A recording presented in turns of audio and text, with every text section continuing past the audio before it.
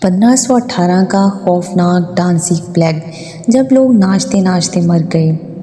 کیا آپ نے کبھی ایسا واقعہ سنا ہے جہاں لوگ بغیر کسی وجہ کے سڑکوں پر ناچنا شروع کر دیں، ناچتے رہیں، تھکتے رہیں اور پھر جان سے ہاتھ دھو بیٹھیں؟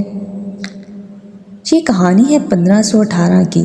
ایک پرانا یورپی شہر اسٹراسبرگ، یہاں ہوا تھا ایک ایسا واقعہ جو آج تک تاریخ کا سب سے عجیب، خوفناک اور ناقابل یقین راز سمجھا جاتا ہے۔ جولائی کی ایک گرم صبح ایک خاتون فروٹروفیا اچانک سڑک پر آئی اور بغیر کسی وجہ کے ناچنے لگی۔ نہ کوئی ساز، نہ طرب، نہ خوشی، بس ایک بے قابو مسلسل رقص۔ کئی گھنٹوں تک وہ ناچتی رہی، بغیر رکے، بغیر تھمے۔ لوگ حیرت سے دیکھتے رہے۔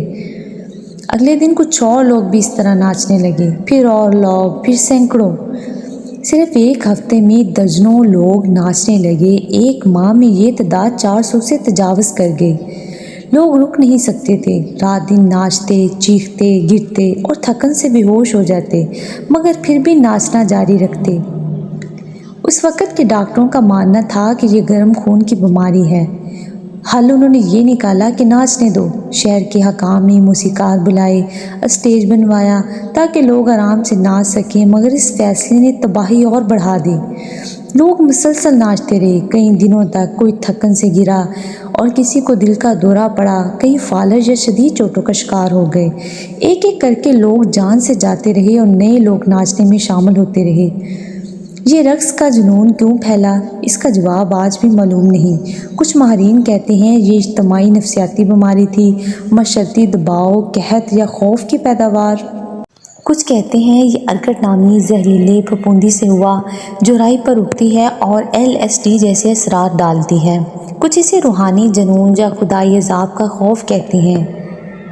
یہ واقعہ ایک مہینے سے زیادہ چلا، کئی لوگ مر گئے اور سینکڑوں ہمیشہ کے لیے ذہنی اور جسمانی طور پر ٹوٹ گئے۔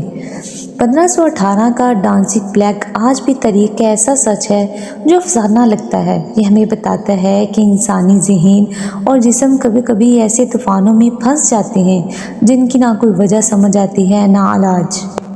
تو دوستو، کیا آپ کو لگتا ہے کہ ایسا کوئی واقعہ دوبارہ ہو سکتا ہے؟ کیا انسان پھر کبھی ایسے رقص میں گرفتار ہو سکتا ہے؟ کمنٹس میں اپنی رائے ضرور دیجیے گا، اور اگر آپ کو ہماری یہ ویڈیو پسند آئی ہو تو لائک کریں، سبسکرائب کریں اور شیئر کرنا نہ بھولیے گا۔ جزاک اللہ۔